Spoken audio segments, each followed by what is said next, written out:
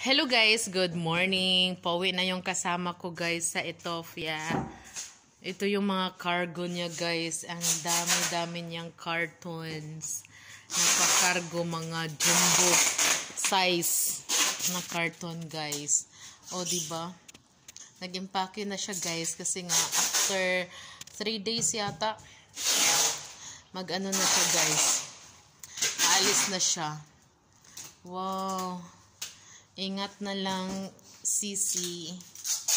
Iwan ko kung babalik pa ba siya. Pero yung ano niya, ticket niya, balikan naman.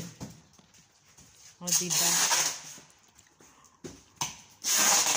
Ang dami kaya nito, guys. Sa 4 na taon na dito siya nagtrabaho, ito ang naipon niya lahat, guys. Mga cosmetics yan, damit, at kahit ano-ano pang mga gamit pang kusina. Thanks for watching.